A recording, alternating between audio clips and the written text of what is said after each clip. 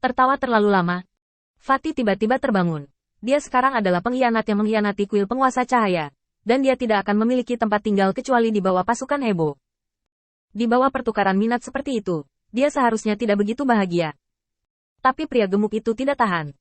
Ketika saya berpikir bahwa kuil penguasa cahaya telah melacurkan 10 ladang bintang lagi secara gratis, dan itu masih bisa dikirim ke pintu, bagaimana mungkin menahan senyum itu? Memikirkan tentang kuil Dewa Cahaya, butuh 1 tahun penuh sebelum dan sesudah untuk wilayah bintang pemakan awan sebelum benar-benar tenang. Menaklukkan bidang bintang dan menaklukkan penduduk asli di dalamnya adalah langkah yang paling sulit. Setelah penduduk asli, ada variabel yang tak terhitung jumlahnya. Dalam 1 tahun, orang-orang di bidang bintang awan yang menelan dan orang-orang percaya dari kuil penguasa cahaya telah bekerja bersama-sama. Selanjutnya, itu hampir tidak selesai. Jika Anda pindah ke kuil lain, kecuali Anda memilih untuk membantai kuil-kuil yang dulu terkenal ini, itu akan memakan waktu 10 tahun untuk menjadi damai. Kuil penguasa cahaya sekarang menjadi bidang bintang, dan tiba-tiba asetnya meningkat 10 kali lipat, dan semua orang akan diam-diam bahagia. Tidak, kamu harus menipu. Fatih mencoba menahan senyumnya beberapa kali, tetapi wajahnya telah melupakan ekspresinya yang biasa karena dia tersenyum terlalu lama, dan dia tidak bisa menyesuaikannya untuk sementara waktu. Pria gemuk itu sangat cemas sehingga dia lupa bernapas. Selesai. Jika triknya terungkap, hidupnya tidak akan dijelaskan di sini, dan kuil penguasa cahaya akan kehilangan 10 bintang. Bagaimana cara melakukannya? Ada badai di benak pria gemuk itu, mencoba mencari cara untuk menyelesaikan situasi saat ini. Ekspresi Heber telah berubah dari tenang menjadi dingin. Orang ini menyembunyikan sesuatu dariku. Saat dia mengulurkan tangannya, tiba-tiba, dia melihatnya. Sebelumnya, untuk membawa pria gemuk itu keluar angkasa, dia secara khusus meraih tangannya. Sampai saat ini, pria gendut itu juga tiba-tiba mendapat kilasan inspirasi, menatap tangan putih bersih Hebo, dan bahkan sedikit kemalasan mengalir dari sudut mulutnya. Mual. Dengan keras menarik tangannya, Heber merasakan hawa dingin di hatinya, dan dia tidak sabar untuk merobek pria gemuk yang malang di depannya menjadi 8 bagian. Pergi. Temui aku dengan informasi, atau aku akan memenggal kepalamu. Pria gemuk itu berbalik 3 kali selangkah demi selangkah, tampak enggan berpisah. Hebo merasa mual untuk beberapa saat, menghilang tanpa jejak dalam sekejap, kembali ke kuil pemuda, dan menggosok tangannya bola-balik puluhan kali, hanya untuk merasa sedikit lebih nyaman di hatinya. Setelah menanggalkan pakaiannya dan berendam di mata air hangat, semangat Hebo berangsur-angsur rileks. Pertanyaan itu kembali muncul di benaknya. Benar atau salah itu penting, atau persahabatan itu penting? Hebo tahu betul apa konsekuensi dari tindakannya, seberapa besar masalah yang akan ditimbulkan oleh tindakannya pada Qin Yichen, dan bahkan mungkin membiarkannya mati. Tetapi jika Anda tidak melakukan ini, apakah Anda terus melakukan kesalahan? Jika Anda tidak melakukannya sendiri, seseorang akan melakukannya di masa depan. Dia menghibur dirinya lagi dan lagi di dalam hatinya, tetapi hati Heber selalu sulit untuk ditenangkan. Wah! Setelah semburan air, Hebo tiba-tiba bergegas keluar dari air dan langsung keluar, terengah-engah. Mati. Setelah Hebo memperkuat pikirannya lagi dan lagi, akhir Qin Yichen menjadi semakin jelas. Itulah kematian. Benar-benar menghilang dari dunia ini, sepertinya tidak ada jejak keberadaannya. Semuanya diam. Awalnya, dia memiliki kesempatan untuk hidup di dunia untuk waktu yang lama, hanya karena dirinya sendiri. Apakah untuk membunuhnya? Ketika ide ini keluar, Hebo kewalahan. Semuanya tampak jatuh ke dalam keheningan yang mati.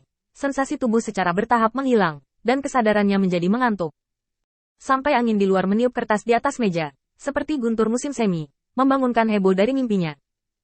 Menghirup udara, Heber tahu itu tidak perlu, tetapi itu adalah cara terbaik baginya untuk merasa bahwa dia masih hidup. Angin. Angin sepoi-sepoi yang mendekat membuat Heber mulai berpikir liar di benaknya lagi. Dia meraih kepalanya dengan keras, dan menyapu matanya dengan cepat. Tidak, aku harus melakukan sesuatu. Heber sepertinya melarikan diri dari mimpi buruk, terbang sampai ke kuil Apollo, Dewa Cahaya. Sebuah cabang kayu menghalangi jalannya. Cabang kayu yang sangat tipis ini sepertinya memiliki kekuatan sihir yang aneh, yang membuat Hebo berhenti. Itu bahkan membuatnya mengabaikan mengapa kuil Apollo, Dewa Cahaya, berada di bidang bintangnya. Mengikuti bimbingan cabang-cabang kayu, Hebo berjalan ke kuil cahaya. Di kuil, Hebe tampak kesurupan, dan hanya bisa mendengar bisikan terus-menerus di telinganya. Hidup dan mati ditentukan oleh non-manusia. Dia hanya mengambilnya sendiri. Mereka semua harus mati tanpa tempat untuk dikuburkan. Saat matahari terbenam dan bulan terbit, Apollo, Dewa Cahaya, mundur beberapa langkah, dan istana yang ramai menghilang, hanya menyisakan gelembung ilusi. Kekuatan iman berkumpul di depannya. Selamat datang Tuan Zeus. Pada saat ini, Zeus seperti orang tua yang akan masuk ke tanah, memegang tongkat di kedua tangan, punggungnya yang bungkuk hampir tegak lurus 90 derajat ke tanah, dan kepalanya yang terentang seperti kura-kura. Dengan tangan kering dengan lembut membelai pipi Hebe, Dewi masa muda, Zeus menghela nafas. Putri, bukan karena saya memiliki niat jahat, tetapi untuk memecahkan situasi, saya harus bergantung pada Anda. Ketika kamu mengambil keputusan, apakah itu membunuhku atau menghapusku, selama kamu bisa melampiaskan amarahmu, itu lebih penting daripada apapun. Heber membuka matanya dengan susah payah. Dia melihat ayahnya yang sudah tua dan lanjut usia, dan tiba-tiba sadar kembali.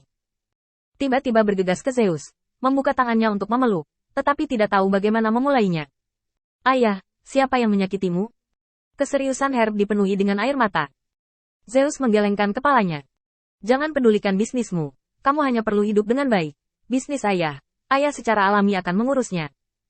Apollo, Dewa Cahaya, melangkah maju untuk mendukung Zeus, dan keduanya berjalan perlahan. Apollo, Dewa Cahaya, mendengar suara air mata Hebe jatuh ke tanah, dan sudut mulutnya sedikit terangkat. Feng, kali ini aku ingin melihat bagaimana kamu bisa bersembunyi.